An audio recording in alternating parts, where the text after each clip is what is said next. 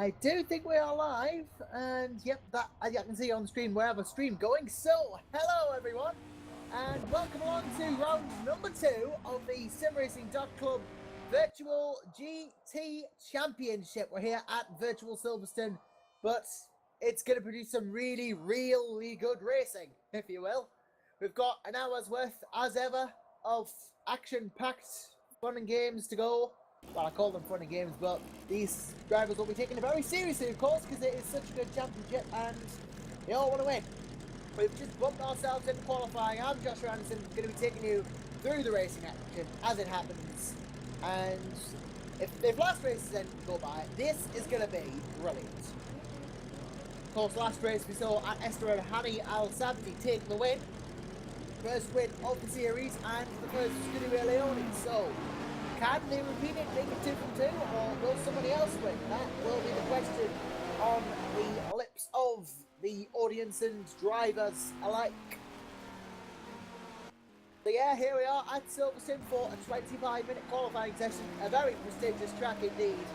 Hosts many racing events all across the world, sort of different series, and it's a great track.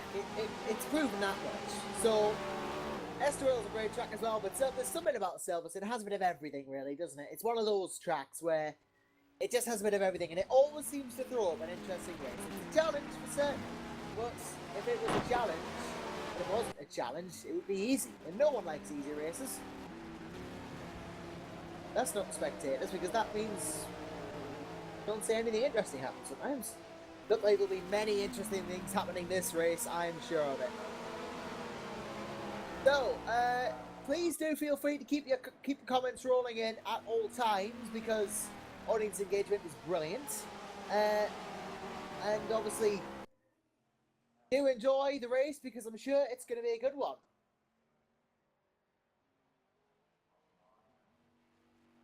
Drivers just out on the track doing the first couple of rounds so far and getting used to the track, making sure that they don't not know what they're doing. They've obviously been practicing a lot before this. It is, of course, key that they do well in this qualifying session if they want a good grid position. It doesn't necessarily dictate everything. It's a very good advantage to have, of course.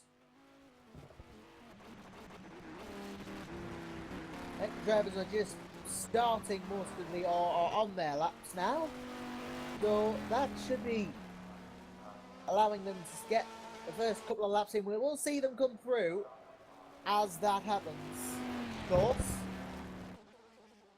course, last race Hani Al-Sabti did take the win, and we're hoping to make it 2 from 2. He is looking quite good out on the track today, it must be said. 2 from 2 would not be unlikely for Scuderia Leone driver, but it has only been one race. We don't really know where the rest of the season's going. But these cars, of course, the same cars we use over in the Virtual Endurance Championship in the GT classes. Exact same, very familiar to the drivers who know their way around those cars. And it's a proven mod. It's, you know, proved itself to be very good, so no wonder we brought it here for Virtual GT. Of course, it's not just Virtual GT and VEC we host here at SimRacing.Club either. We have a full range of championships to dig your teeth into, so to speak. We have the Porsche Super Cup, which is flat endurance as flat 6 based. But yeah, this is a great mod too, of course. But yeah, we have Porsche Super Cup. You know, Porsche Super Cup, you know, it's pretty much speaks for itself, really. It's one of those series, isn't it, where you get tin top racing in shorter race formats, and we have that. We have the Virtual Le Mans series up and coming. We have that in the works as well. That's being planned out, and when it launches, I'm sure it will be a fantastic series as well, mirroring the European Le Mans series season. And as well as that, we have the Virtual Nations Cup. That is SimRacing.Club's take on A1GP, and nations around the world will compete against each other for the battle and the prize to be the best. The test race of that is actually in a week's time. May the 1st, we have about 22 cars or more signed up for the championship at the moment. So about half of the slots are still going because there are 40 nations available.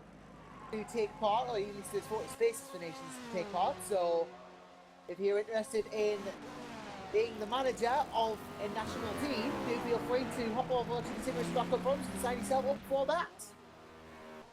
But most recently, of course, we had the announcement that we are going to be stepping into a new simulator. Of course, we have the virtual rally championship as well on Dirt Rally, but we are going to be stepping into a brand new simulator with a virtual touring car championship that is set to be held using Race Room Racing Experience, and it's going to be using the 2015 World Touring Car Pack. So, fast touring cars on some very, very prestigious circuits indeed. We have, in fact, the calendar actually. We have the calendar as well.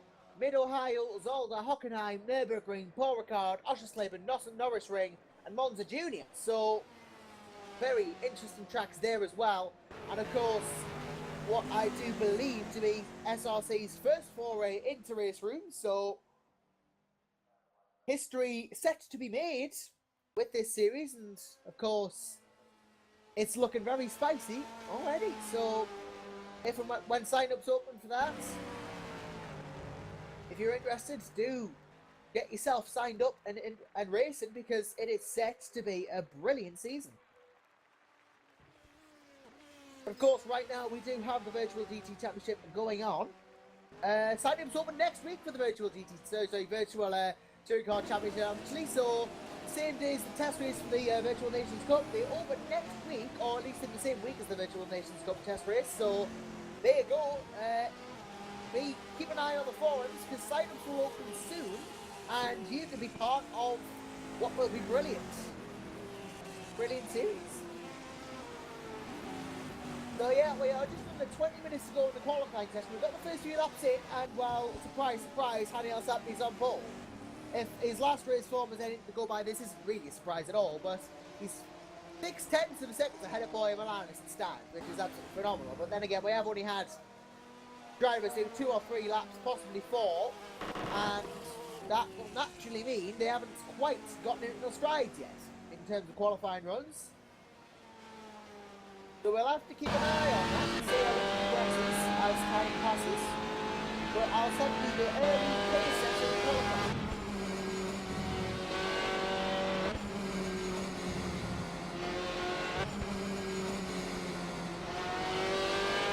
Now, a couple of people who I've not seen before, actually, unless I was absolutely blind to them on the last race. I'm going to get the entry list up to see if they... I'm going to get the entry list up as well, so I can get a constant referring to the drivers. But there are a couple of drivers out there that I don't recall seeing last race, unless I was completely didn't notice them. But in terms of entries, we do have still cars on the grid. I've got my spotter guide up now for my own usage.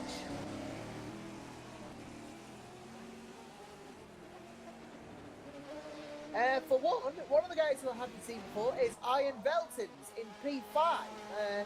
Whether he was there last race or not, I can't remember, because I have the memory of a sponge. But it definitely looks like a new Scuderia Leone car to me. So, unless he was actually there and someone else was driving his car, well, I'll have to remember that. But Ian Belton's either which way in P5. He is in this race, regardless of whether or not he was in the last one. And he is looking very good in that P5 as well. 1.2 seconds off his teammate Al Sabji, but nonetheless, still in a very good position.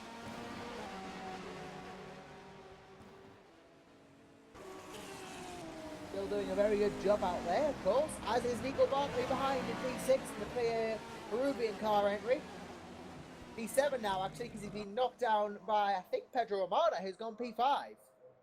So, Ramada then, most definitely has gone P5 in that Corvette. The Portuguese landing a top 5 at this present point.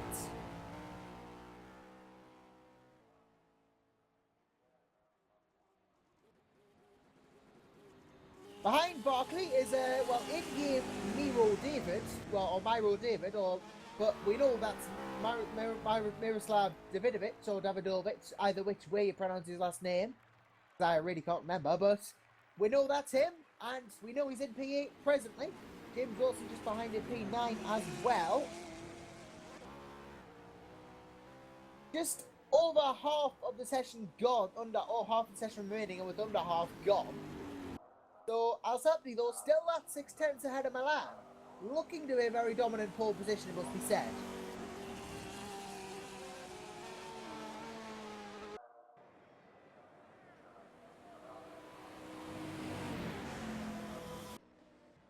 I think at this time, actually, if it's possible, I'm not sure whether it is, if we could do a lap of the track with the driver, that would be nice, just to walk you through this layout of Silverstone. I'm not sure whether it is, but if it is, then that would be lovely. I'm looking for anyone who we could theoretically go with, and I'm thinking that Mr. Iron Beltons is our best shot as he's coming around the last corner. So, if possible, I'd like to go on board with Iron Beltons as he comes round the, well, yep, we're doing it. We are coming around with Iron Beltons as well. This is not actually the start, well, this is not the start finish straight, it's the old start finish straight. So, he's not there yet, actually. But sooner or later, Iron Beltons will be starting a lap of this track. Looking for anyone who is, in fact, coming around the... Kevin Heinen, there you go. Kevin Heinen in one of the other Scuderia cars is actually coming around the last couple of corners. So if we go with Heinen instead, that would be better as he comes round the final turn to do a lap of Silverstone. He comes down the international pit straight, which is the new pit straight compared to the old layout. Then it's an Abbey turn one, a fast right indeed. Round he goes, and then a sharp left, well, soon enough left into the farm curve. Then it's Village, turn 3, brake hard for that. Clip the apex of sharpish right turn. Then it's turn 4, follows into turn 5, 2 left-handers. Difficult this one, quite easy to go right if you're not careful, but through Aintree he goes into the Wellington Straights. And then it's under the bridge, turn number 6 coming up Brooklands, an decreasing radius. Left-hander gets sharper and sharper as you go around it. Then a short burst until 7. Luffield, the 180-degree right-hander, which takes you round onto the old pit straight, which is what I thought was the new pit straight, which we were looking at before. This is the old pit straight, coming through Woodkit into what was the first corner on the old layout. Cops, a very fast right, easy to get wrong, easy to get right. Kevin Heinen gets it very right indeed, as he exits the corner beautifully there. Then he's just got to come through the infamous Beckett's complex. A left, right, left, slowing as you go through it. Really difficult this, got hard to master, impossible nearly to master unless you are extremely talented, but Heinen takes it very well indeed. Then it's through Chapel, the 14th turn, through down the back straight, through into Stowe, he comes now, approaches it, rips for the turn, clips the outside, moves to the inside, all done beautifully it must be said. Then just 2 corners to go, Vale, 16th turn, the left-hander, 1 and 2, ooh, Heinen knocked up a bit. Through 17, and then through Club, 18, the last corner, coming through it now, clips the apex, and he's going to cross the line. That is a lap of Silverstone, and Kevin Heinen does not improve his qualifying time, but it was a good lap nonetheless.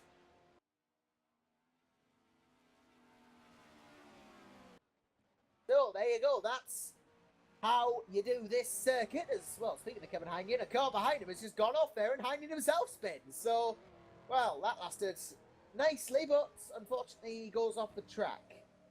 Kevin Roding's jumped Boy Milan into P2, but the gap between Alsapni and Roding is 0.6917.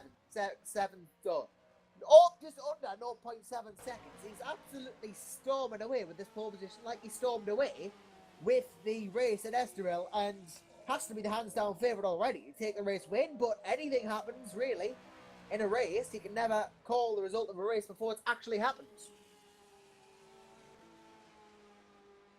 I should know that all too well. I've commentated on races before where things have gone drastically wrong for the leader. I'm hoping this won't be one, because we never really wish that would happen, of course, but nonetheless, with 11 minutes to go in qualifying, there's still a bit of leeway. Bit of a chance for people who want to go and get themselves a nice little pole position.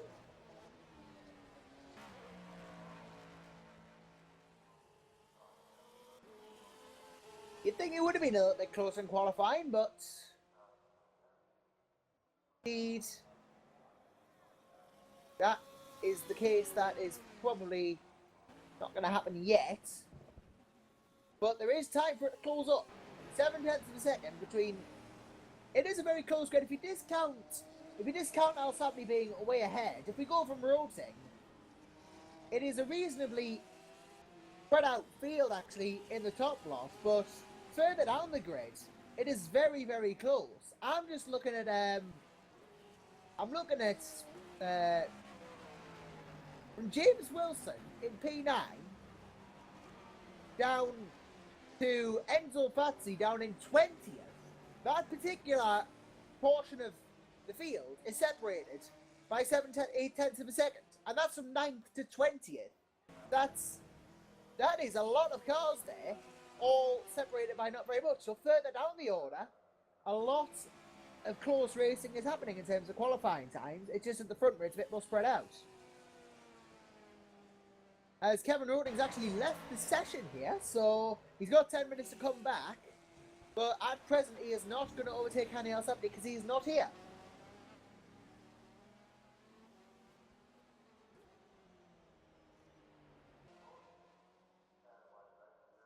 I'm just looking at. I'll just look further down the field and give a couple of guys shout-outs as well. Dennis Riera, who had a great race last race as well, or a comparatively great race at least. He's in P11, not far behind Per Rusney. In fact, Riera's just gone 6th as I speak, so that jumps him out of the top 10, into the top 10. Almost in the top 5. He's just under 200ths more than Miroslav Davidovic.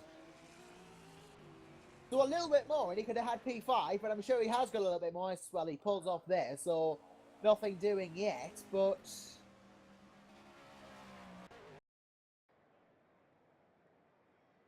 nonetheless, he has got a 6th place thus far. He's exiting the pits again, so just decided to pull in to get the car, maybe fueled up a bit more, get some fresh tyres on, have another crack at it. Boy, Milan will be having many cracks at the pole position, but he's not making any inroads. He's still 9/10, almost a whole second. That puts it in perspective, doesn't it? He is almost a whole second down on the pole sitter, and this is Boy Milan we're talking about. It just goes to show how quick Al-Sabni is on a 56.6 and Milan on a 57.7. In fact, that is now 1 whole second between them. Absolutely stunning stuff.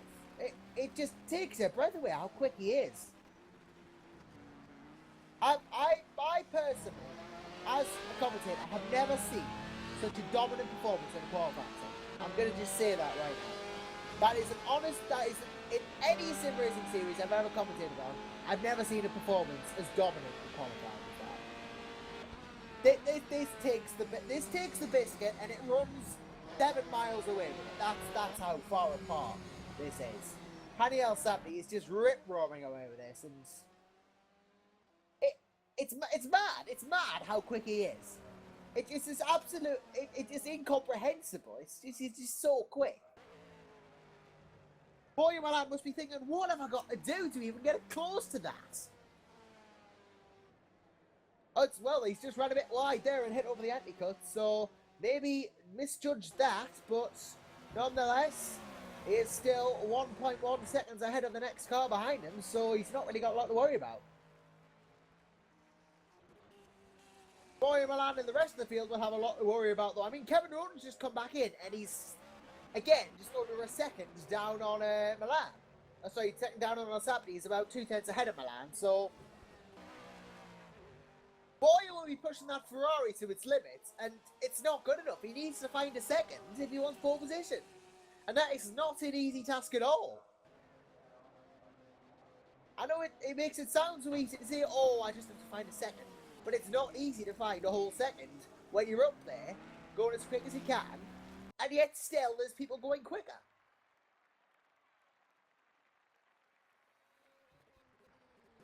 Al-Sabni is most certainly making life difficult for everyone here, must be said. Life may be difficult, but how life is. That's what it is ultimately. It's what life is. Life is difficult when you're a GT racer, especially in the Virtual GT Championship because of the quality of the field, but again, if we discount that entire seconds that Alsati's got on everybody, there really isn't a lot in it between, well, now it's we can take 6th place, 17th place, that's covered by about a second, and from 6th place to 20th is 1.5. The rest of the field's really packed out. It's just Alsati is running away with it.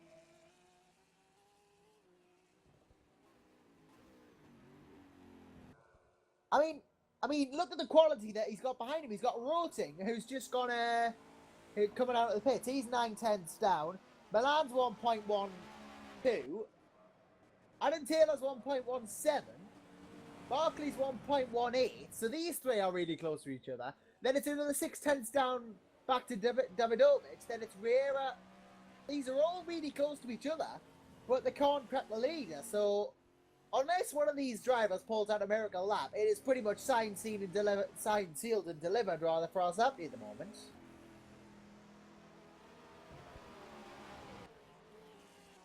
I will give a couple of looks further down the field though, because well, he's pretty much got this in the bag now, hasn't he? Etcheverry and Johnson having a good race run out there in P17. He's having a good run in that Porsche for Revolution Racing. Of course, that Porsche, a good-looking car indeed. It does prefer circuits which require handling rather than straight-line speed. It is a bit of a handling car more than anything. So, through the fast and tight corners here, it will have the advantage. But it is a fast circuit to Silverstone, so might not. It's going to be do everything, so it should be a balanced race in theory. But those Ferraris are extremely strong cars, as we know. But then again, it's up to the drivers to make that work for them. Each car has its own individual strengths and weaknesses, and that Porsche has got its own strengths and weaknesses. Trevelyan Johnson finds himself 17th, but he's having a good run. And there's a couple of others as well. A couple of other drivers I'd keep an eye on as well. James Wilson in P10 in all this. A good run from him as well. Anything else happening? He's not going back out by the looks of things. I think he's confident enough, and rightly so, that his 1:56.601 will be more than enough to get him that first place. Unless Kevin Rotling, Boy Milan, or Adam Taylor, or Nico Barkley, or anyone behind him pulls out an absolute blinder, I'd be right to feel that confidence. When you're as quick as that, you can just believe that you're going to get pulled. Kevin Rotling then is probably going to start a lap soon, and it will be his chance. He's going to need to find a whole second on his previous best lap time to get pole position. It's a big ask, but, well, it's doable. As difficult as it sounds, it's doable. He's going to need to push that Ferrari like all almighty power that he can. He's going to need to absolutely push it to its limits to get this pole position. Push himself to his limits as well, not just the car, if he wants this pole. But it's not out of reach. Nothing is impossible until the final whistle blows, as the sport people might say. Until that timer ticks down to 0 and he's completed his last lap, it's not impossible for him to get pole. Wouldn't count it out, even though it looks a difficult task. We'll keep an eye on that then, as he tries to do so. Boy, Milan has actually gone significantly quicker. He's taken a big chunk out of that and done a 57.2, but that's still almost 7/10ths down on Alsati. But we know Milan can go faster than what he previously had. We know he's improving. We know he's making a breakthrough inroads. We know he's getting there. So he could get close in the least. To get close to that pole position, if not to get to that pole position. We'll have to keep an eye on what happens then, as we're just about a minute to go in the qualifying session. It has flown by, hasn't it? Absolutely flown by. You just don't realise how quickly time goes when you're enjoying yourself. course, we've still got an hour's worth of racing have to go. This is only the qualifying section. The Kevin Roten then just coming through turn 16, which indeed is Vale, and he should get closer. It has looked a very good lap from him, but the question is, how good a lap has it been? Is he gets a bit twitchy on the exits? He doesn't it when he improves a little bit, but you get the feeling he could have improved more if not for that mistake. He pulls over, he's done. Milan is done. Al-Sabni's done. Adam Taylor, realistically, the only person now who can overhaul Hani Al-Sabni for pole, and he'd have to gain 1.2 seconds to do so. Be asking a phenomenal lap from the Viper driver, but you never know.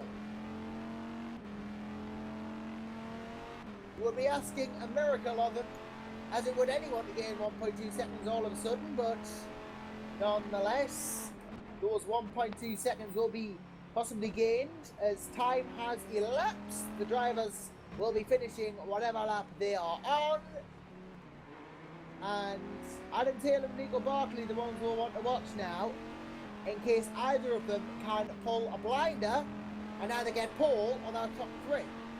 Top three does seem more doable because for Adam Taylor to go into second place, he would need to gain about half a second as regards to a full second, and to go into third, you'd have to gain about 3/10 in as opposed to a full second. So it's a much smaller order to get the top three than it is to go pole for Taylor, as he's just outside that. Actually, he is indeed on the cusp of a top three. He is on row 2 as it stands, but he is not in that top three. It's an easier thing to do, as it is for Barkley also. But these two will be the ones that we will want to keep an eye on. Barkley will cross the line before Taylor. So Nico Barkley for the Peruvian car entry team will be turning turn 17 through club afterwards. If Barkley can improve, that will put the pressure on Taylor. But the lap's almost done, so Nico Barkley crosses the line and improves to go fourth. Adam Taylor crosses the line, improves to go third. Well, I said it would be a smaller order to get that third place. He has got that third place. Adam Taylor within a shout of second as well. That's how close he was. He was not far off second. And you can tell he's happy with that. He's pulled out a blinder when he needed to pull out a blinder. Echeverry Johnson as well in P11 improves again. I think Enzo Fazzi is going to be the final driver to put a lap in for Revolution Racing. Enzo will go into P20, so an improvement from Enzo as well. But as good as Adam Taylor has done, as good as Nico Barkley has done, half a second, 0.6 of a second, almost 0.7 of a second ahead of all of them is Hani Al-Sabni taking pole position for Scuderia Leone. 1:56.601, almost 0.7 quicker than anybody else. That is how dominant a qualifying session he has just achieved. And it's going to absolutely boost his confidence going into the race as well. Because he now knows he's half a second or more faster than everybody else.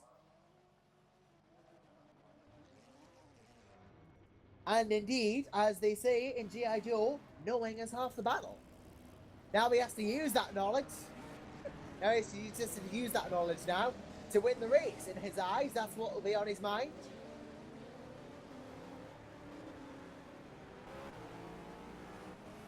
But of course, if he can't actually go out and do it, then there would have been no point in him taking pole. Well, pole obviously in itself is an achievement, but still, he would hope rather that he can indeed get that pole position, but will use the pole position that he's got rather to get a win. We have about 5 minutes of warm-up, of which 1 minute has elapsed then. Drivers just going around getting used to their race setups and race fuel. We'll be using the 5 minutes that they have to ensure all is well and ready to go.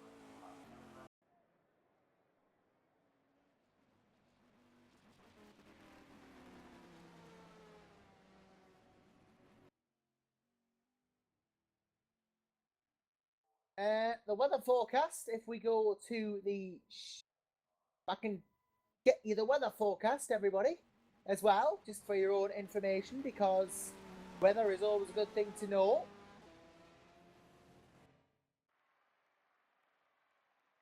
Of course, this race is race 2 of the 7-race season that we have. We'll be going to Imola next, then Hockenheim, then Manicourt, Slovakia Ring, and Donington Park to round out the season. But this round 2 here at Silverstone, at the moment it is obviously quite, it's mild but cold. 9 degrees in the air and 29 degrees on the track. Indeed, that is the case.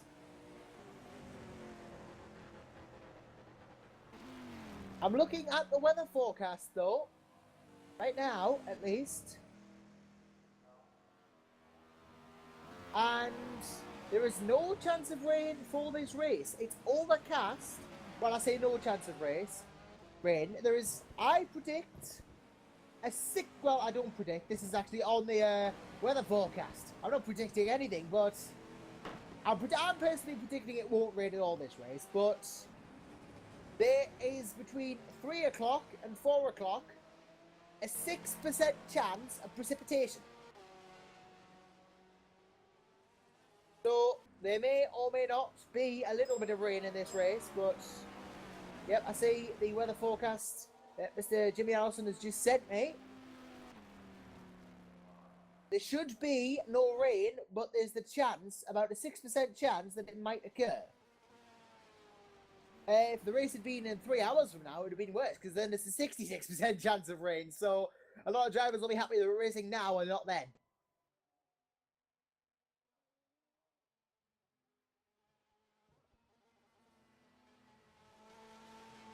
Nonetheless, we probably won't have much of a chance of rain this race. If it does rain, it'll be a surprise, and it will force the drivers on their toes.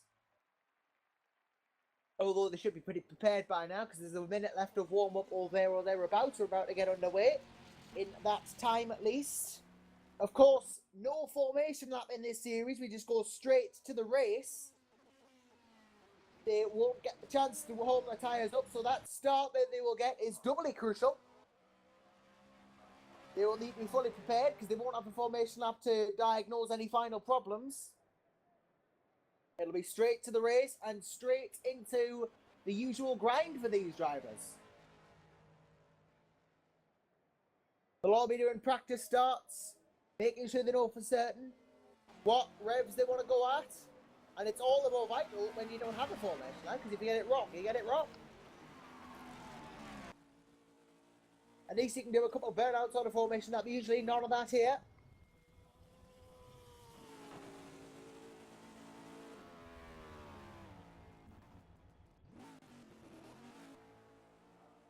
As the warm-up session is just coming up to an end now, so we will be ready to get ourselves going for this second round of the SimRacing.Club Virtual GT Championship. I predict personally this will be a good one, and well, I think it's time that I open my drink that I'm going to be having, because I think I'm going to need it. A throat-in check, that is, more than anything, because there's always something to talk about in one of these races.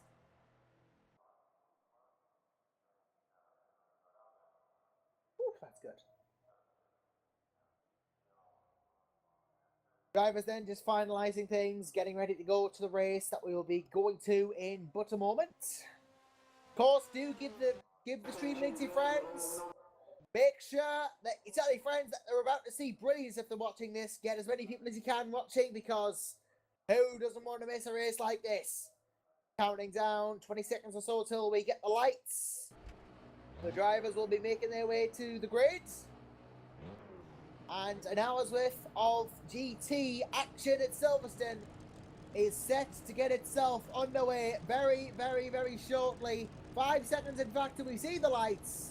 Alessandro on pole, Milan in second. Which of the Ferraris will get the better start? We have 1 light, 2 lights, 3 lights, 4 lights, 5 lights at Silverstone. We are racing, and it's a good start from Al Sabri. What else could you expect from the pole sitter? But look at this, Adam Taylor's jumped some good positions there. In a second, he was trying very hard, it must be said, to go for the lead, but with Al Sabri getting as good run as he did, that did not materialise. But Nico Barkley has a chance at third place in all this. The Aston Martin driver is on the back of Kevin Rooney into the... Oh, look at this. He's on the back of him. Almost he gets... Not just gets the outside line. That's not as beneficial for Barkley there. Tried to make a run through the loop there, and it didn't work. But now he's drafting. Now he has a chance as he comes into Brooklyn, turn 6. But it's not occurring. Unfortunately, it's not happening for the Peruvian, and he's going to be forced to yield. Further down the field, Edgervalley Johnson has made up 2 places from his grid position, I believe, and has gone into P9, so a top 10 for ETJ, as we affectionately know him. Thomas Beer in P8 as well for Northern Light Racing. He is having a good start as well. Dennis Riera's got a good go as well. P7, I don't know whether he's dropped a place or not. Boya Milan has dropped many places and is in P6. So the Spaniard not quite having the start of the race he would have liked. So a few changes up near the top, down near the back. George, hang on, he told me how to pronounce his name actually. I'm just remembering it for a minute here. But yeah, at the back, Ollie McGowan is... Oh, we're going to press off at the back actually, and that is Diego Carranza. Now, I almost didn't notice that there, but Carranza in the... Carranza is off there in the Aston Martin, so that has happened. Tonga Guardia as well has gone off, but at the back as well, in the likes of 22nd place, it may not be at the front, but it's most certainly a fight nonetheless. But George Angelidis there, Angelidis in P21, has got a good start from quite far down the grid. We'll be hoping to get even further up the field, but we'll have to see if he can. The end of lap 1 though, Kevin Roning is taking the lead. I didn't notice that. What there has happened to Hani Al Sabdi? I didn't notice. He's hang on, let's have a look here. Al Sabdi. Oh, Adam Taylor was on the outside. He was already ahead. And Al Sabdi and Taylor made contact coming through. Just going into Club, out the back of the previous corner, Al Sabdi went round. But Adam Taylor had previously actually gone ahead of Hani Al Sabdi and had led the race. So Al Sabdi didn't move again. But how did that happen? I'm going back even further here, and Adam Taylor had led the race, or at least took the lead of the race. I don't think I was looking at this, but he's actually led since almost the start of the lap. I do not know how I missed that. How I missed that is beyond me, but Adam Taylor is the leader here at Silverstone now, and Al Sabri down in 14. I told you anything could happen in GT racing, and that's the proof of it. And now it would truly be a Lazarus job for Hani Al Sabri to get back into the race leads now. He's 8 seconds behind Taylor, but the problem for him is he's got so many other cars to deal with, and unlike when he's lapping people, all this is for position. They don't have any obligation to let him through. And Hani Al Sabri is going to have to try and make something work here in a position that he's not been used to. But through he goes into P12 at the moment, goes past Pedro Romana, will fight against Ruben Correa Alves in P11 at the moment, and goes straight through. So a well-placed overtake there between the Scuderia Leone drivers, maybe cooperating a bit, I don't know. Next on the list is James Wilson, but Adam Taylor very much the leader here. Kevin Roning in P2 can taste victory. He wants to go to try and let Al Sabri give it a bit of a breather, because either which way, if he can get in the lead, Scuderia Leone will be leading. But it's not going to be an easy job. Kevin Roning currently 7/10 behind Taylor in the Viper. Adam Taylor, of course, had a great race last race as well as Estoril. Now he's leading here at Silverstone. But he took the lead so quickly from Hani Al Sabri there that it was almost unbelievable after how quick Al Sabri had been in qualifying for Adam Taylor then to get this jump on him so much and overtake him and hold him off for pretty much a whole lap, or the rest of the lap, is quite phenomenal. So it could be that he's better in a race situation, but time will tell. Right now, he knows he's leading.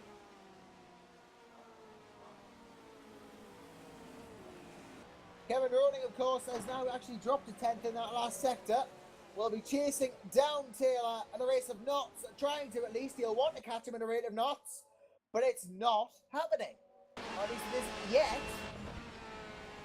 Roning will not necessarily catching yet the Dutchman, but catching Taylor will be his number one priority right now at least. He's dropped another almost 3/10 of a second. Adam Taylor's on a flyer here. He's taking the lead. He has not lost the lead. He's holding the lead. If he can lead till the end, that would be beneficial. I mean, his last lap was a 2 minutes, 1:67. This will be faster, undoubtedly. As he crosses the line, his last was a 2 minute lap dead. This is a 1:58.7. And if we compare that to Hani Al-Sabri, who's in traffic, remember, a 1:58.3. So he has put the foot down, so to speak. The hammer is down, and that's going to be really Ferrari. But he's got to get past all this traffic, remember. Although if he's doing these lap times in traffic, I would not like to be Adam Taylor when he gets some free track. Don't count Al-Sabri out, but it would still be a Lazarus job. Then he'd have to pull off a brilliant resurrection of his position if he wants to win this, because he's got so many of the cars to deal with. And they won't let him by easily as well, because this is 4-track position. They will fight, and he will have to find a way through. So, yes, he's faster than the rest of them, but that doesn't mean he's guaranteed to win. Although, he's made a brilliant move there, past James Wilson to go into P10. Next on the line is his Scuderia Leone teammate Kevin Heinigen, and ahead of him, Ed Trevelyan Johnson. In the Revolution Racing Porsche. Might be a slightly easier overtake on Heinigen because they are teammates and they're more likely to cooperate, but Trevelyan Johnson even, why do I keep calling him Johnson? It's Johnson. He will not do the same. As, well, Al-Sabri here. Let's see what he can do, going down the back straight and indeed into goal. We'll see what he can do here. Trevelyan Johnson's under threat. Under threat from Heinigen, who comes on top between the two. And that is indeed Trevelyan Johnson off, Heinigen off, and well, what happened there? I saw the contact, Kevin Heinigen. Let's see what happened. He was with him, and ETJ was on the outside, and Kevin was, well, let's just see here.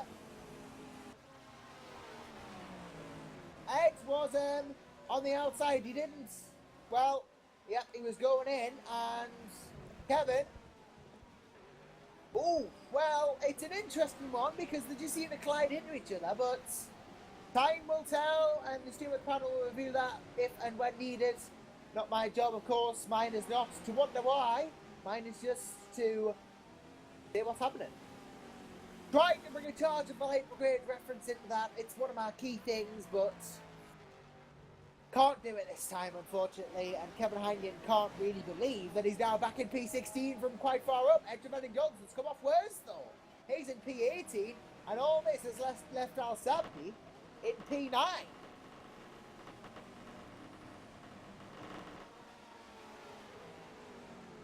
Indeed, that is going to benefit the Dutchman, but it's not going to benefit guys who went off behind him. Next up for Al-Sabri is Thomas Beer in P7 for Northern Lights Racing in the Corvette. An interesting fight potentially here as well, as Hani knows he has to get through. Question is, how is he going to do it? Where is he going to do it? Is he going to go into the stall? We've just seen that's where Heinigen and Trevelyan Johnson had their two. Now is Hani Al-Sabri thinking of a similar move? Thomas Beer will want to cover the inside, but I think he's left the door too far open. Al-Sabri down the inside into Stowe. This is going to be an interesting one as he breaks and gets it done straight away. Al-Sabri indeed into P7. Beer could have done a little bit of defensive job in theory, but Nonetheless, Hanny is doing a P7. Adam Taylor gets closer with every corner he traverses here, and that may put the pressure on the Dark Racing driver. Argenis Riera, the Venezuelan, is up next for Alsappi. Up ahead of him is Boya Milan, and it is currently a Scuderia Leone 2-4-7 with Roding P2, Velton's P4, and Alsappi P7. Enzo Fatti apparently falling back quite quickly. I'm not sure what happened, but he has fallen back quite quickly. He looks to have suspension damage from some sort of collision because he was turning the wheel and his hoods come off, his bonnet's come off. I'm trying to see what happens. I will go back. He's just retired actually because of an accident, so I will go back and I will see what happened that caused Enzo Fatti's retirement. And Enzo, let's see here.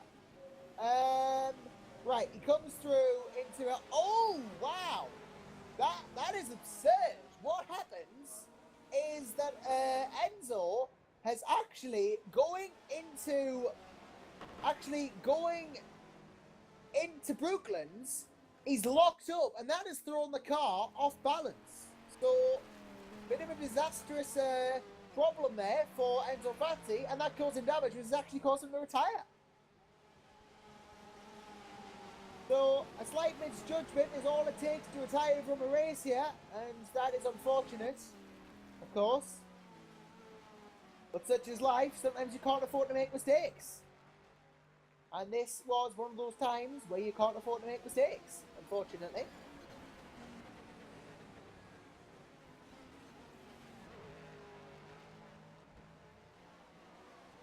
And Alsappi in all this, still charging, but he's not caught Boya Milan yet. 1.3 seconds is the gap. And he will be charging. Trying again. Doesn't bring it down this sector though. He is up with the top 5 now. And life is about to get harder for the Dutchman if he wants to get this race win. We are 12 out of 60 minutes. We are a fifth of the way into this race. And Alsappi still making a goal, still trying, but the more he fights with other people, the more Adam Taylor's going to benefit. He's almost 2 seconds ahead of Kevin Roding now. He has pretty much dominated this race, but he can find competition in Alsappi if the Dutchman can catch up. In all this, Nico Barkley's having a very calm and collected, almost boring race in P3, but he's in P3, so it can't be boring. He is driving around nicely. He's just keeping it cool, not taking any risks, enjoying himself, keeping it in third, and that's what he needs to do. Doing a very good job of doing what he needs to do, but if Alsappi catches him, he could have a fight on his hands. As look at this, Honey Alsappi's caught all the way up to Boya Milan. He has caught him, but he didn't go through, so while that was short-lived, he's caught him at a rate of knots. Next up is his going to be a Leone teammate, Ian Velton. Now, 2 Leone cars. Will we see some cooperation between them two here? Let's just see. Well, he's got the jump on Velton's already. Velton's goes outside, Alsappi inside. And Ian Velton's he lifts off, in fact. There you go. Does lift off a little bit. Lets Alsappi through. And he's been given 4th place there in effect. So, Hani Alsappi, P4. A lot of teamwork between the Scuderia Leone team to get Alsappi up the order. It's not against the rules. You're allowed to do it. It is a completely legitimate strategy. Although it does remove the possibility of some inter-team battles, which are always the most entertaining.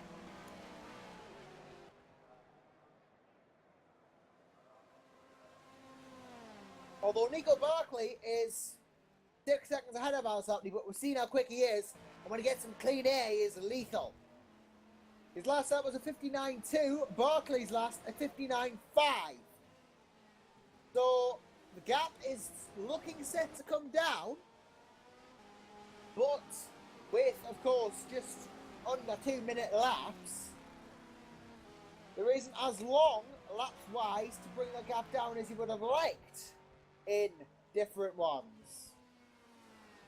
Given we're about 15 minutes through this race, I would go so far as to say we've got about 20 laps 22 laps left in this race. So if Alessandri brings the gap down by half a second, he's going to get 11 seconds, and that will put him a second ahead of Taylor by the end of the race. But you've got to factor in overtakes in that and being held up. And that's assuming he makes a straight half a second every lap without fail. Adam Taylor is in a very strong position at the moment, and Alessandri not so, because he gets a little bit squidgy there, a bit oversteery. Coming through Cops into the Beckett's complex. And, well, he's under a bit of pressure to get to there, because he's got to make a straight half a second up on Taylor every single lap in order to overtake and be a second ahead. The pressure is on the Dutchman to do well here. Taylor quite far ahead indeed. Well, the gap's 10 seconds now, 9.7, so he's looking to do it. But remember, half a second will only get him 11 seconds total. And then he's got to factor overtakes into that, so that's only half the story.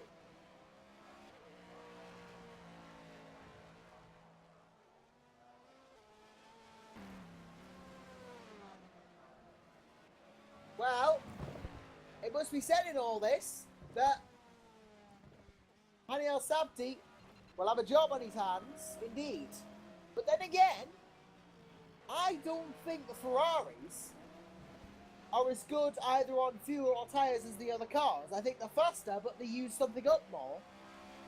So it could be that we see some Ferrari drivers making a pit stop. If you can zero stop at a Ferrari over an hour distance, you are a very brave person.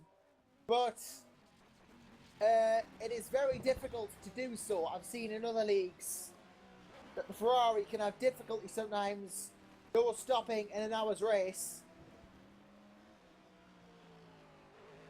If Al-Sabti can zero stop, that will pretty much put him within striking distance of Taylor. But if he does have to factor a pit stop in here, and Taylor doesn't, it could theoretically dampen Al-Sabti's chances of this win, because then he'd have to gain even more time. I mean, he's 9.3 down now. He's 9.3 down now, and that's without even factoring a pit stop in. He'd have to gain half a second. Factor in a pit stop in, he'd have to gain even more. I mean, in qualifying, before the start of that race, you would have, the smart money, I would have probably put money on Al-Sabti just getting a great start again. But then Taylor overtook him, the two had that incident, and Adam Taylor is indeed in the lead now, and Al-Sabti fourth.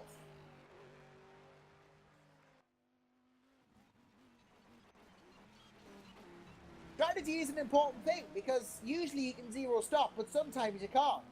And if you can't no stop, you have to figure out when you have to pit stop, how much time you're going to gain, how much time you're going to lose.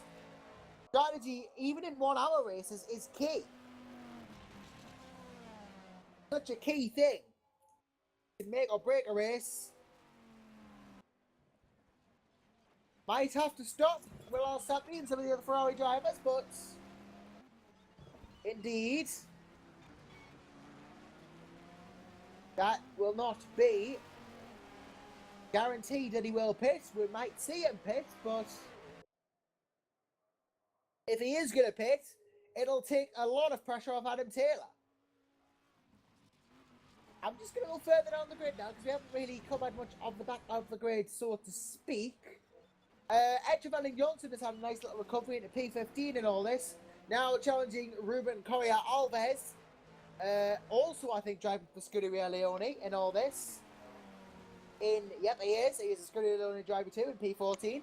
Edgevalin Johnson, Revolution Racing driver, giving him a bit of a run here.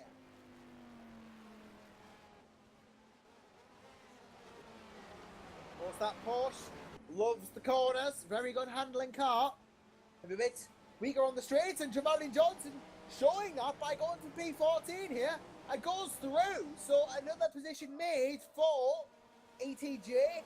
And next on the list is another Scuderia Leone car, this time of Kevin Heine.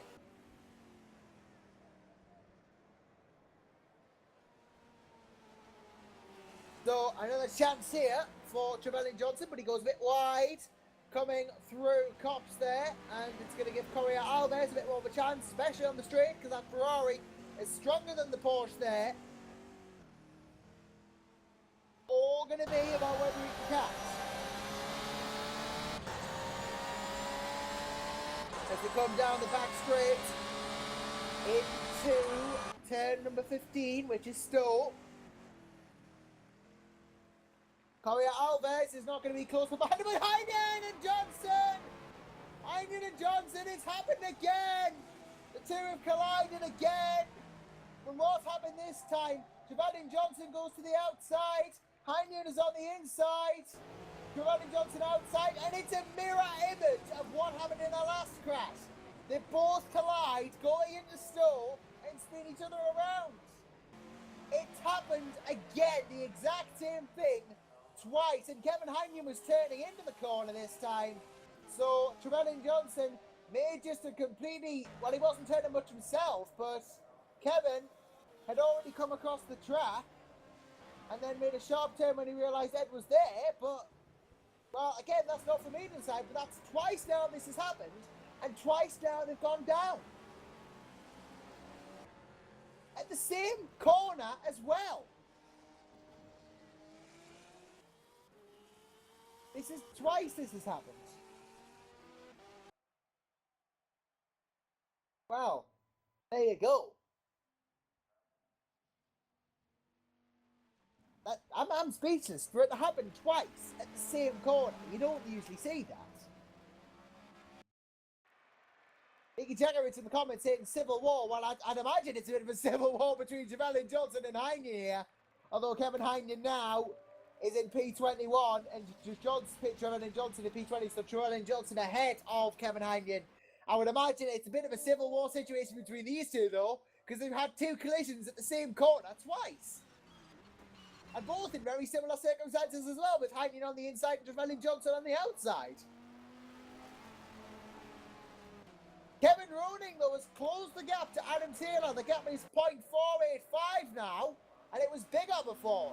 Adam Taylor has done a couple of 159s, an 817, a 253, a 723, a 316, a 142, a 414. Whereas Kevin Roning has almost dipped into the sim, has been doing the same, almost, but he's been gaining and losing time intermittently. So it's been a close-knit battle between these two, but Kevin Roning now looks to have made a decisive gain and has a chance of taking the Viper.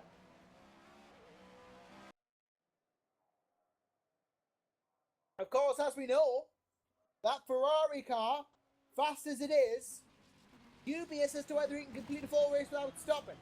The Viper can go, I think, quite easily a 1 hour race without stopping.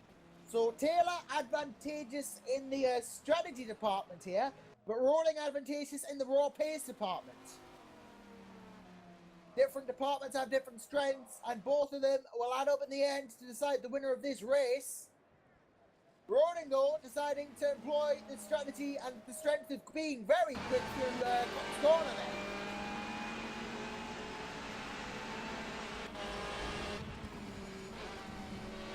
Roning, though, through the Beckett's complex, such a brilliant string of corners this, it must be said. Left, right, left, and it's so difficult to get right, but brilliant when you do. Kevin Roning probably not close enough to Adam Taylor to make you this time around. It's not certain that that Ferrari car will stop, of course. As I've said, not a given that he will stop, but it's dubious as to whether he can go the whole race. Or any Ferrari. Dubious as to whether it can, but that doesn't mean it will have to stop. We don't know what those drivers know, you see. Watching us, spectators and commentators. I don't know what they know. I don't know how much fuel they've got, how much tyres they've got. I don't have access to their telemetry. So I can only guess and speculate. And of course, when I guess and speculate, it's usually a mile off. But nonetheless, it's what I'm being hired to do, so to speak. So, I guess you just got to go on with it sometimes. Kevin Rutten will be rolling with the idea of taking P1 from Adam Taylor. This is starting to get very serious now between these two. Roning is not going away, and Taylor might start to feel the pressure if he gets too much closer. The Viper driver versus the Ferrari driver. Taylor has led this whole race pretty much. After taking the lead from Hani Al-Sapni, who's in P4 and closing. Gap is now between the leader and fourth, 5.196 seconds. He's closing in as Al-Sapni. but he's not closing at the rate he would like to be closing, you would think. Al Sapni himself is about to get engrossed in a fight with Barkley and Roning already in a fight with Taylor, so we got 1-2 fighting, 3 and 4 fighting. The top 4 in 2 battles. This is where it's at. As Al Sapni now, and Al Sapni is going to go for it again down the back straight. He's closed in on Barkley, and that Ferrari is looking hungry for a race position gained to get him into the top 3. And Al Sapni then drafts Nico Barkley coming out of Chapel into snow down the back straight. He's not going to get the overtake done, you'd think. But if he can brake late enough, which he does, he can begin to put some pressure on Barkley, get a bit closer, possibly line up a roof into a different corner. Definitely not in the Vale though, because it's very difficult. But he puts the pressure on even more. Al Sapni really starting to pressurise Nico Barkley here. But Nico Barkley, very experienced, very quick, won't feel that pressure easily in the Peruvian car entry there. It is Peruvian car versus Scuderia Leone. Aston Martin versus Ferrari in the horsepower stakes, indeed. 2 different cars and 1 big fight. Kevin Roning in a similar fight, this time Ferrari versus SRT. Viper versus 458. And that Viper with that giant 8-litre V10 definitely has the torque advantage. But it's Kevin Roting who has the stronger overall car. Taylor locks up a bit there, going into a 9.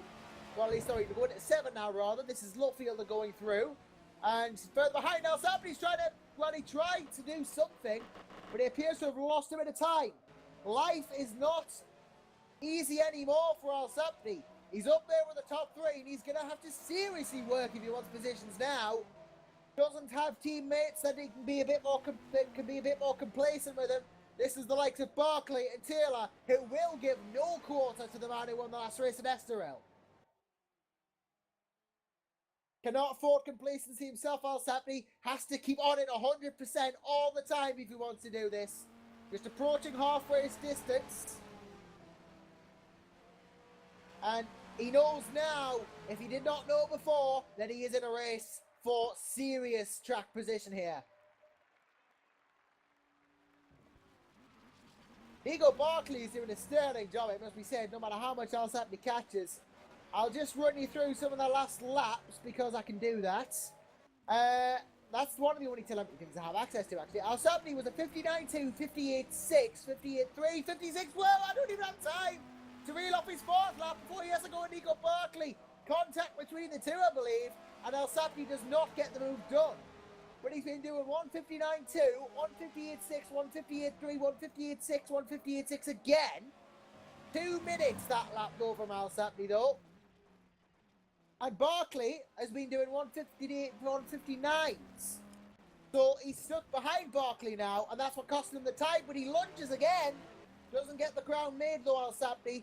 As he's in 3rd, as I'll tell you exactly why he's in 3rd. Kevin Roning has slowed down. Or he's not going as quickly as he was before. Now, why is that? He's went off the track, that's why. And it was a big time off, going into turn 1, clips the corner, spins it, goes into the gravel track, clouts the car, loses position. And now Sapni on the top 3 because of it. Nico Barkley promoted to 2nd. And if Al Sapni can get past Adam Taylor, gets past Barkley, he'll give him a crack at Taylor, but he's 6 seconds behind the Englishman.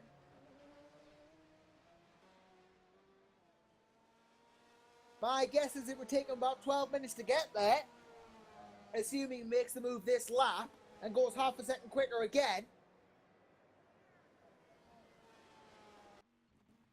But you don't quite know until you know with GT Racing, and Nico Barkley could defend well again here, but Al Sapni here has got a much better exit than he wanted, or got last time. He's right behind Barkley. He's drafting. The gap is 3/10. He can have a go, but he needs to go defensive here. Nico Barkley needs to go defensive, otherwise Al Sapni's got a real chance.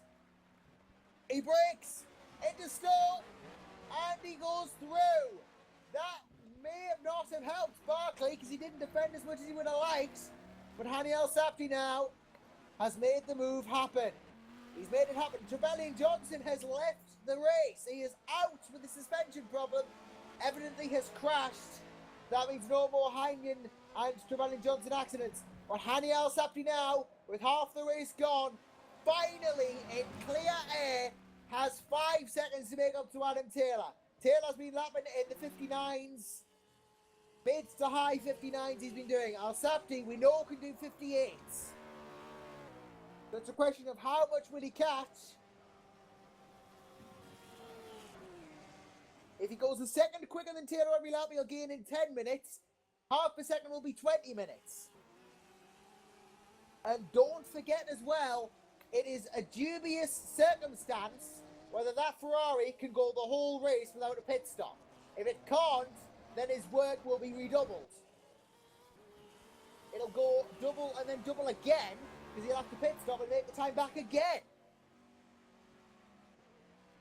It's not certain that he will have to pit, but it's not certain that he won't. But right now his focus is going to be on catching and overtaking Adam Taylor. Looks to be an interesting one, that is for certain. Al-Sapti pushing as hard as he can by the looks of things. So is Adam Taylor, because he knows now Al-Sapti's in second, and he knows he can catch so quickly. Both will be pushing as hard as they can, but that doesn't help fuel consumption, of course. And Al-Sapti, if he can make it to the end without a pit stop, only has to worry about overtaking Taylor. If he can't, he has to worry about overtaking Taylor and then overtaking him again.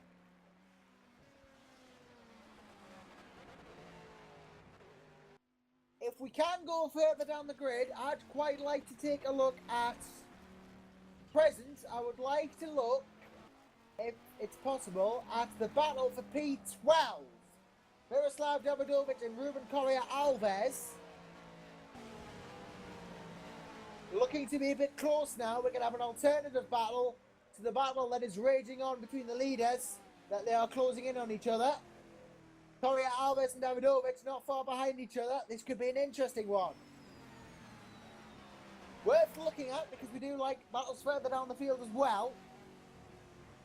And behind those two, we've got Reno de Millemister and Sherman van der Sloot, again in close proximity. Simtech versus what I do believe to be SimHQ Motorsports. No, it isn't. That's actually, no, that's not SimHQ at all. It looks similar to it, but it's Isaac Racing Team. So there you go. Looked like the SimHQ car. That's why I said that. From VEC, I'm too used to that. I'm too used to VEC. I need to learn this. This is where an entry list comes in handy, ladies and gentlemen.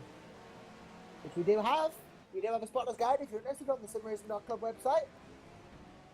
But nonetheless, Sherwin van der Sloot has gone wide, and that allows de Millemister into P14. Reno goes through. And Correa Alves starting to close in on Davidovic. You would think. He indeed has a little bit of a goal. Or needs to have a goal overtaking or getting closer. Otherwise, he's not going to get that P12. He wants that P12. Who doesn't want P12? Except for someone who's ahead of P12. In which case you definitely don't want P12 because that's going backwards. Kevin Heineken has done nothing but go backwards this race, unfortunately. Several mistakes and several collisions with Trevelyan Johnson have caused him to be in P21, and he pits now. The first of the pit stoppers, so to speak. Now, is this a benchmark for Al-Sapti? Because Kevin Heineken is a Scuderia Leone driver. So, could be a sign that this may be the time, or about the time, for the Leone team to pit, unless this is a decision from Heineken himself. But it's an interesting one, because he doesn't really have much to lose. He's all the way down in P21. That may be why he's decided to pit now, rather than later. Doesn't have much to lose, but has lots to gain. As we appear to have lost an Ollie McGowan. He is out of the race, and yep, that is not quite done him any favours. He is out. He appears to have disconnected. But Adam Taylor now is becoming under increasing pressure. The gap has almost halved between the two. 2.4 seconds separates him and Al Sappi now. Now he must know that he's in a race.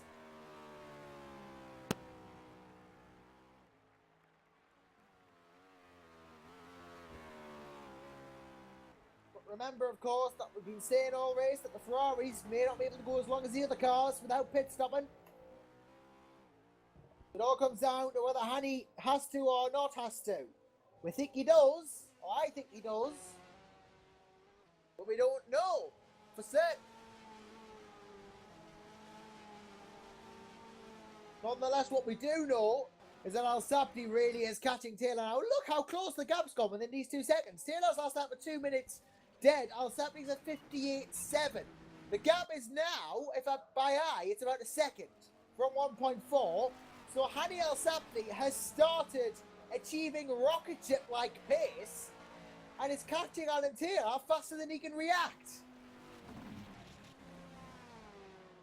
I mean, look at the speed he's taking these corners. If we can go on board with Al Sapti, if it's possible, just look at the speed he's taking these corners at. This is why he was almost a whole second quicker than everyone else at the point in qualifying.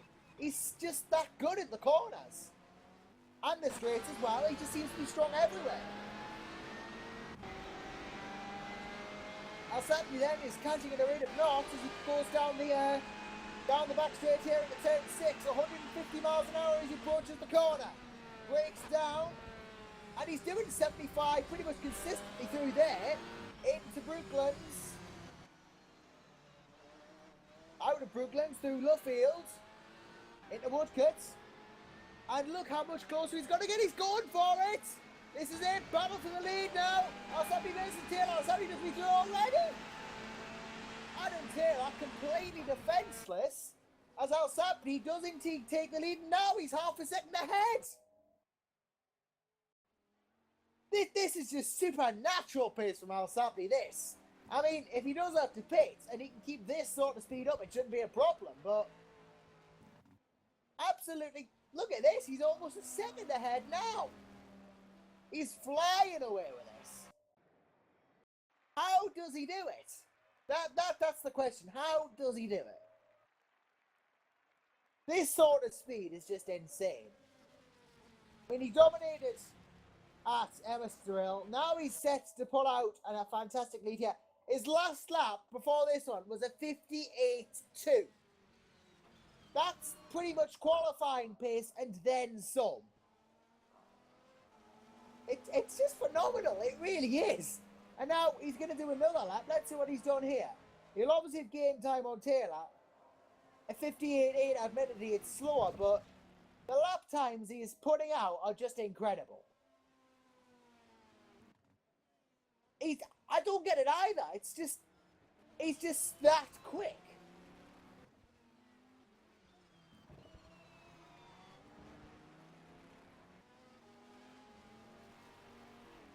I do not get how he can be the. If I had pace like that, I wouldn't be sim racing. I'd be racing in the real world if I had pace like that. I would absolutely just give up and go real racing because what it is, people are saying in the comment, well, Marius Nikolai joking in the comments saying he needs a job. Absolutely, at the rate he's going. It's just phenomenal stuff, isn't it? I would think a pit stop now might not hurt him nearly as much as we thought it would, but what a race this has been for Hani Al Sapti. It is going to be the Lazarus job of all Lazarus jobs. I mean, Adam Taylor 1.4 behind now. I mean, Adam Taylor and Boya Milan, these are extremely quick drivers we're talking about. And Hani has just took his hand up to them and said, I can go quicker. And he has. It's just brilliant. It's just brilliant. Hani Al Sapti is just brilliant. That's what it is. I'll tell you what else is brilliant as well. We're going to fight on for P7. Argenis Riera versus Pedro Ramada. And this looks to be about to happen because Riera and Ramada within about 8 tenths of each other, but that will go down.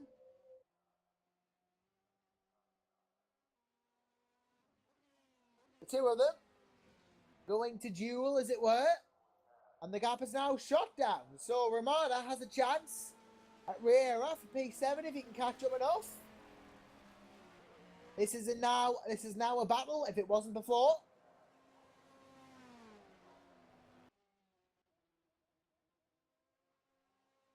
Ramada versus Riera, 2 R's fighting each other out.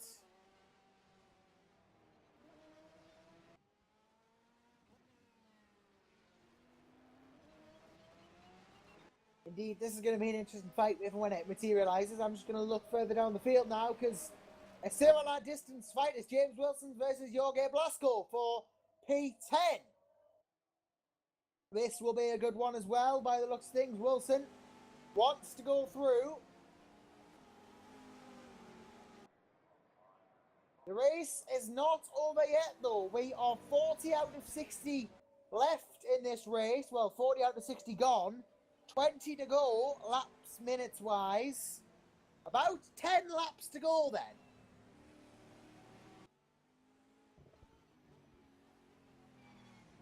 So, far from over, although time is beginning to run out. Since each lap, if you are slightly slower, takes 2 minutes, and if slightly faster, just under.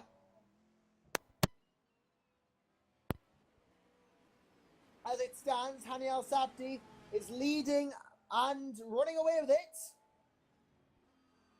Adam Taylor behind in P2, then it's Barkley, Milan, Rosing, Veltons, Riera, Romana, Beta, Blasco.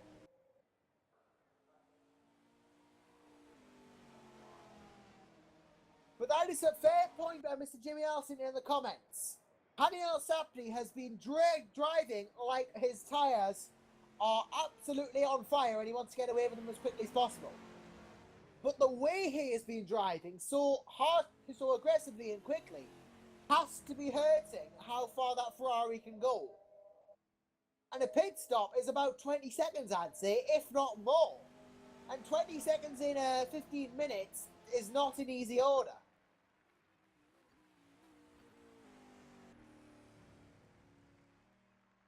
It's doable if you're extremely quick, and El Sabti is extremely quick as Ian Veltons in the pits. A Scuderia Leone driver again, but Veltons is in P6, much further up than Kevin Heinian. So the Ferraris are beginning to pit. We've had 2 pits so far. Veltons, though, that was a very quick stop, about 9 seconds for fuel in the actual pit stop phase, but you've got to add the pit in and pit out times, which would make it about 20 to 25 total. So El Sabti, if he has to pit, will still likely lose this race lead to Taylor. And he knows it, which is why he's going to want to try and get the end, but if he can't, he can't.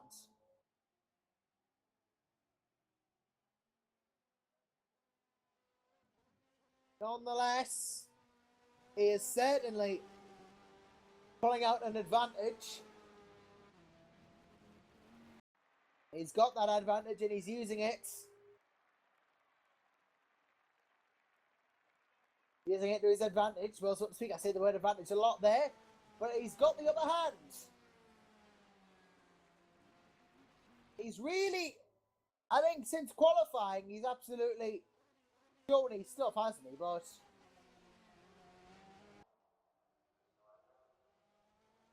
it's just phenomenal how well he's done it. Anyway, Ian Veltons has come out in front of James Wilson. So this could be a fight, up and coming.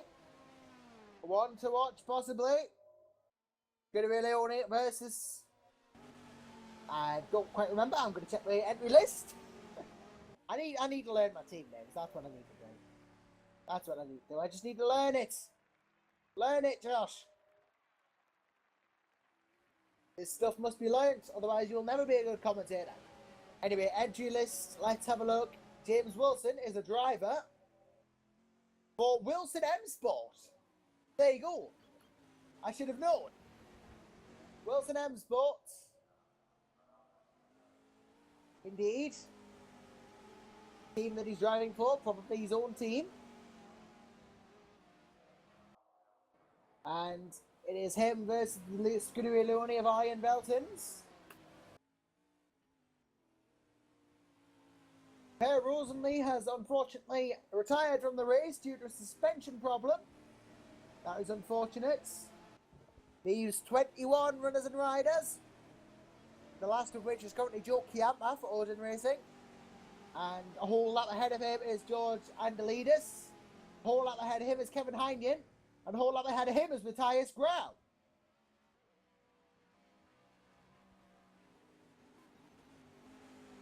Got a good battle on here for P13, though, Davidovic versus De Meulemeister. We'll go into that because, well, it's the closest thing we've got to a fight at the moment, or at least even one of them at least. There is a good fight on the looks of things for P9 as well, but De Meulemeister now is falling back from Davidovic, but Blasco versus Veltons is a bit further as well. Let's keep with De Meulemeister then, if it's possible. Is Alsapni in? Alsapni in. I thought he might not be able to go to the end. He has not been able to go to the end. He's going to come into the pits, and this will be crucial that he makes this as quick as possible. Adam Taylor will resume the lead of the race then from Hani Alsapni, who has pitted. But the question is, how long will this take? I'm counting in my mind. He's got it revved already. He wants to leave. 4 seconds was the stop time. Not long at all. And he exits now out of the pits. Alsapni has dropped to 5th place. That means he's got to overtake people again. But Adam Taylor has resumed the lead. Now, I'm going to do this by eye. Hani Alsapni has dropped quite a bit of time here. I'd say 6 seconds, possibly. Maybe even more. I'll count again as Adam Taylor. I'm going to count the time as they hit the inside. I'm going to count the time that they are different as they exit the outside of Luffield. So, going into Woodcut, Adam Taylor. We'll see how close the gap is. It's definitely more than 6 seconds. So I was a corner behind there. Alsapni is now 12 or 13 seconds behind Adam Taylor with 13 minutes left in this race. He will need to make up a second a minute, which is 2 seconds a lap. I think even for Hani Alsapni, that is too tall an order. That pit stop, combined with the problems at the start of the race, may just have waived the chances of a second successive race win for the Dutchman goodbye. And he spins! Alsapni gets it, he loses it! And that won't help things anymore. He rejoins the track, and well, it's all looking very grim for Scuderia Leone's ace Dutchman now. If not for that incident at the start, you might think he would have been under a lot less pressure.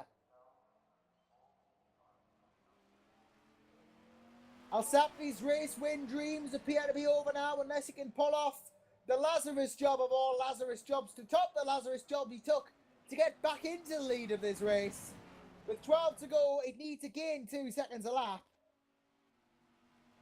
So, the battle now is between Nico Barclay and Adam Taylor. It is Peruvian Car versus Dark Racing, Aston Martin versus Viper. And it's all down to these two, you would think. 1-on-1, this is a duel at its finest. Two drivers who came close to the win last round at Estoril, but did not. Not looking like Alsapni will make it 2 from 2.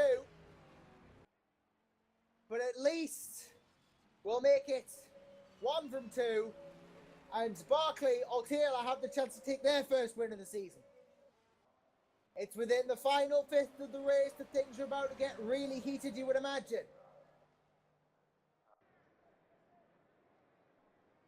Taylor then, still doing 2-minute laps, so there or thereabouts. Barclay doing 1:59.5s.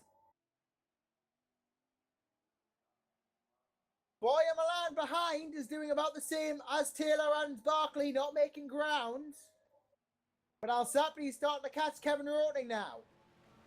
Has the chance to go P4 if he can catch his fellow Dutch compatriots in the same car as him, the same team as him, but the only different colour is changes the colour from green to purple.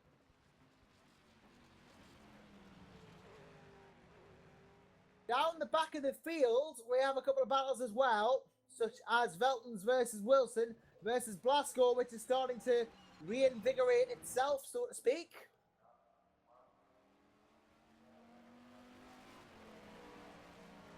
Kevin Heinian is just lapping George Andalidis at the back. As Kevin routing in. So that's going to put the dampers on that.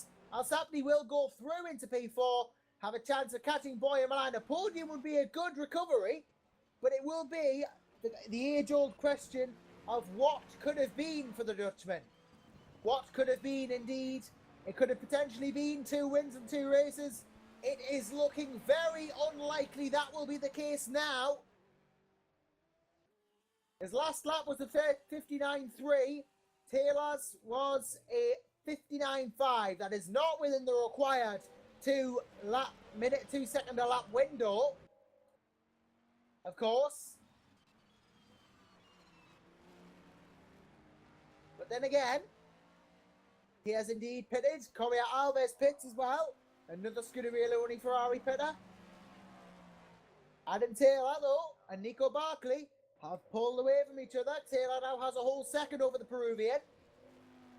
With about 5 laps to go, it's looking like the Englishman is set to take his first win of the season.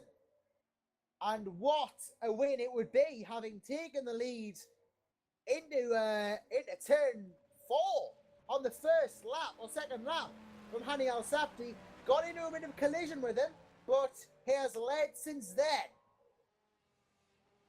Accidents do happen in racing, and that will be investigated, I'm sure, after the race, but nonetheless, Taylor Barkley, the fights we're going to want to watch.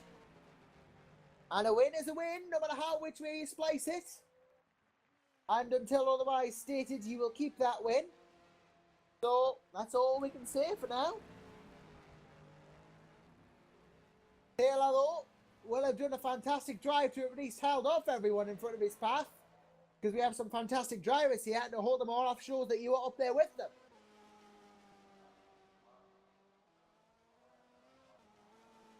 Barkley is now dropped to 1.5 seconds behind, so it looks like it's Taylor all the way here.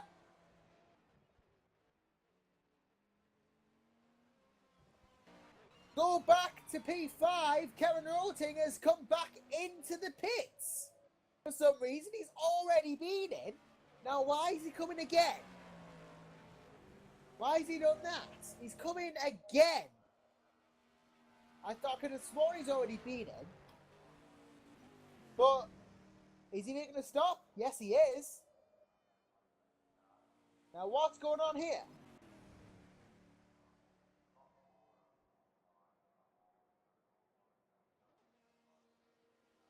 You know what? I think he's just served a stop goal. I think he's just served a stop goal penalty, possibly for speeding in the pit lane there. I've just watched him. I counted it. It was about 10 seconds. They've served a 10-second stop goal, and that's not going to help him. James Wilson is pitted as well. He's going to come out in about P14. Kevin Roning has actually almost been overtaken by Rino de Mulevista there, back in 12th. Miroslav Davidovic has gotten through. And now Kevin Roning has gone from 4th to 12th. A very fair point in the comments. Boyer Milan has not made a pit stop yet. We will wait and see if he does. And if he has, maybe Hani Al-Sapti will be kicking himself. Because if he doesn't stop Milan, Al-Sapti could have no stopped.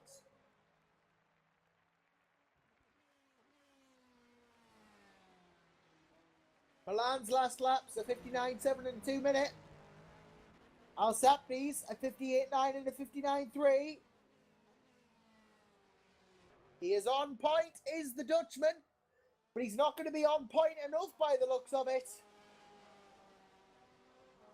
Oh, Adam Taylor just cutting the corner slightly there. Runs over it. Maybe overestimated how quick he was needed to take it, or underestimated how quick he was going. Slices the corner slightly there, but hasn't really gained that much from it. Although Barkley's starting to close in again, it must be said. It's not over yet. It's not by a long shot. Could still be a battle for the leads if we are lucky. We do have a battle, however. If we can go there, we do have a battle. for position number 15 even. James Wilson be coming under pressure from Tonga Guardia. Tonga in the number 13 is actually just... Is he disconnected? Tonga Guardia might have disconnected. Yeah, mid-fight with James Wilson. That won't be very good if he has. No, has he done it? Has he done so? Well, I can't see him on track. Could be a disconnect. Apparently rain is coming. I doubt it is. There's only a 6% chance of that happening. Unless I can't see the rain. It's possible that it's raining. I can't see it. Because I don't have it enabled. I'm going to have to go to the stream here. It is raining. The 6%. The 6% has happened. It's raining in the last 5 minutes here at Silverstone.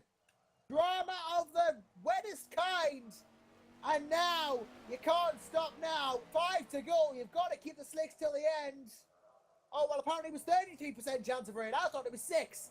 Boy, Milan does pit, however. Now, could this be? He hasn't gone to the end.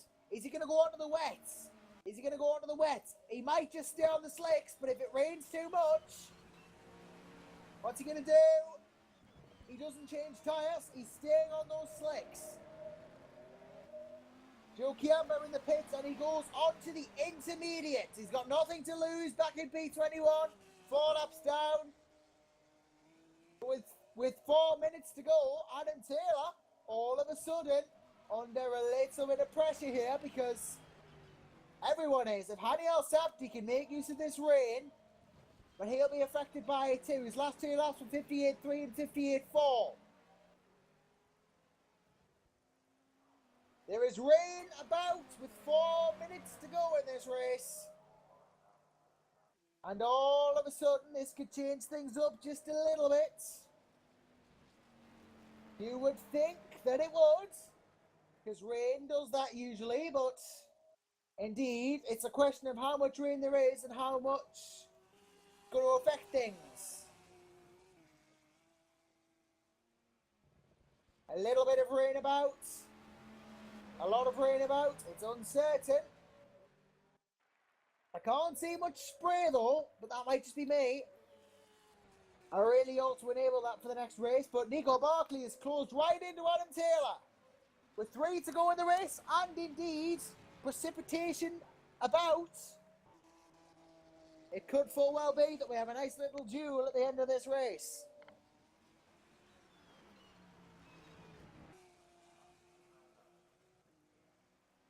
I would wager that there are only 2 more laps left in this race, including the one we're about to go on to.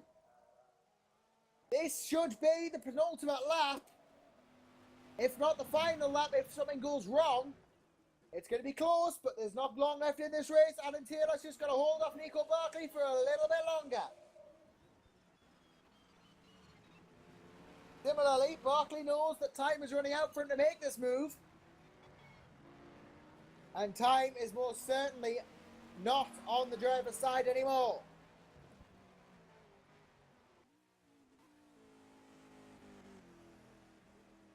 Barkley and Taylor then, the top 2, the ones we're going to be focusing on for this portion of time. It's a battle for the lead. Barkley tries a lunge.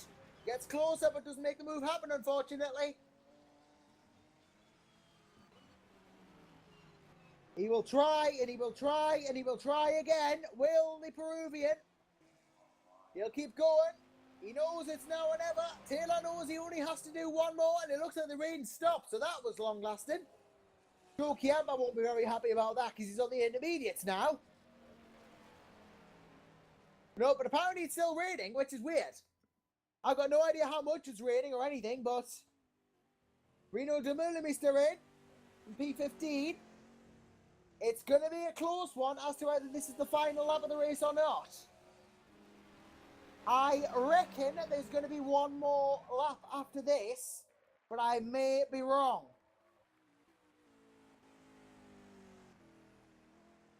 It's looking to be, but it's going to be touch and go. Adam Taylor knows that he's got to hold Barkley behind him regardless of which. But they are coming round into turn 16 now. Coming through into Vale, then turn 17, the right hand, and then Club. It's going to be close. Is this going to be the last lap? Is it going to be the second to last? It's going to be a photo. Heart stopper, thriller finish. It is the last lap. Now it is at least, or it was the last lap. Adam Taylor takes the win for Dark Racing. There was not going to be one more lap. This was always the last one. Adam Taylor wins it for Dark Racing. Barkley second. Alsappi runs back to third. But what could have been for the Dutchman will be the question of the day. Boya Milan is set to go home in P4 and all this. A strong drive from the Spaniard. Pedro Armada now, P5 as well. Argenis Riera, P6. Thomas Bear, P7. Ian Velton's looking to come home in P8. Miroslav Davidovic and Kevin Roden Bunin up for 9th and 10th. Roden goes through. Davidovic 10th now. Probably won't be able to make anything happen again. That may be game set in the match now. But Kevin Roting, P9, will come around for Skinnery-Loney. Miroslav Davidovic having to start with 10th. James Wilson looking to be 11th if he can hold off Sharon Vandersloot, who is looking to finish 12th in all this. Tonga Guardian did not disconnect. He will finish 13th. And Ruben Correa Alves will follow him home in P14. Then it's set to be Demula Mr. Cuppen in positions 15 and 16. And then Blasco, Grau, Matthias Grau will be the last car across the start finish and gain P18. But what a race that was. Drama at the start, drama in the middle, drama at the end. But Adam Taylor wins it in a last lap thriller. He held off Nico Barkley in the end. The Peruvian coming so close to the win, and unfortunately not doing so. That will not make him a very happy person, but he tried indeed.